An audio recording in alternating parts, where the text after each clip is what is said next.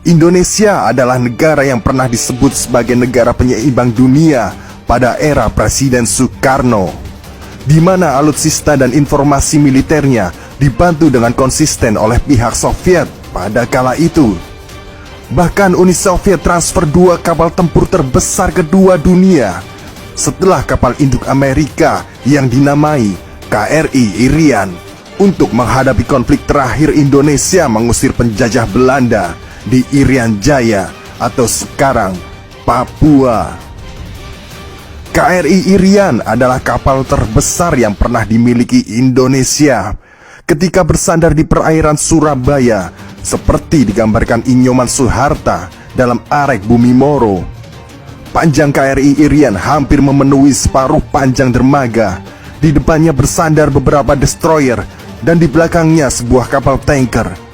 Kedua kapal itu tampak kecil dibandingkan dengan KRI Irian pemberian Uni Soviet itu. Selain kapal tempur KRI Irian, militer Indonesia kala itu telah mengoperasikan puluhan kapal selam super canggih pada masanya. Ratusan tank amfibi, 200 pesawat tempur, dan 2 kapal pengangkut nuklir. Hal ini tentunya menjadikan militer Indonesia memiliki nilai strategis yang menakutkan di wilayah perairan Asia Pasifik.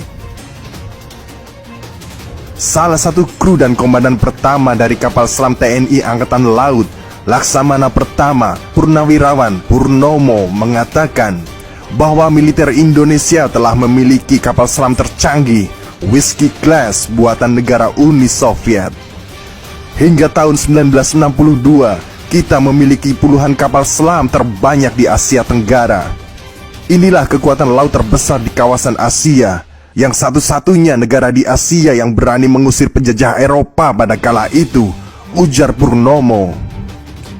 Kapal selam tercanggih Whiskey Class milik TNI Angkatan Laut telah memainkan perannya saat terjadi konfrontasi dengan Belanda untuk merebut Irian dari jajahan negara ini. Kapal selam tercanggih Whiskey Class mendapat nama RI Chandrasa dan dikomandoi Mardiono. Kapal selam ini menjalankan misi rahasia pada 21 Agustus 1962 yang berhasil menyusupkan 15 pasukan khusus RPKAD, Resimen Para Komando Angkatan Darat, yang kini dikenal dengan nama Kopassus. Dengan kekuatan dahsyat ini, Indonesia memberikan sinyal kepada Belanda kalau Indonesia tidak bisa dianggap remeh. Karena itu Belanda harus berpikir 2 kali jika ingin melakukan perang terbuka melawan militer Indonesia. Jika perang terbuka terjadi, maka kekalahan fatal pihak Belanda tidak dapat dihindari lagi dengan hancurnya ratusan kapal niaga Belanda. Oleh karena mendapat desakan dari Amerika Serikat, akhirnya Belanda menyerahkan Irian ke Indonesia. Dengan momen ini, Indonesia menjadi negara satu-satunya di Asia yang mampu mengusir penjajah Eropa. Sejarah Operasi Trikora menjadikan momen penting yang diingat dunia tentang militer Indonesia kala itu. Keberhasilan militer Indonesia untuk mendapatkan Irian menunjukkan betapa kuatnya militer kita pada saat itu. Berdasarkan prestasi itu, seluruh kru dan komandan kapal selam RI Chandrasa mendapatkan penghargaan Bintang Sakti yang diberikan oleh Presiden Soekarno 29 Januari 1963 kepada 66 orang awak kapal selam.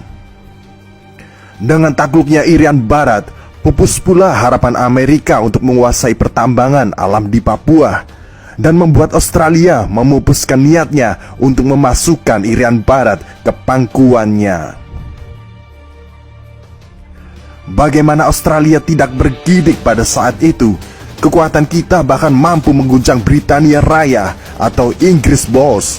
Mereka yang notabene ketakutan bahwa negara persemakmurannya ke depan akan dicaplok oleh Indonesia. Inggris pernah berpengalaman berperang 2 kali dengan Indonesia pada waktu Indonesia belum merdeka. Inggris sempat menjajah Indonesia dari tahun 1811 hingga 1816.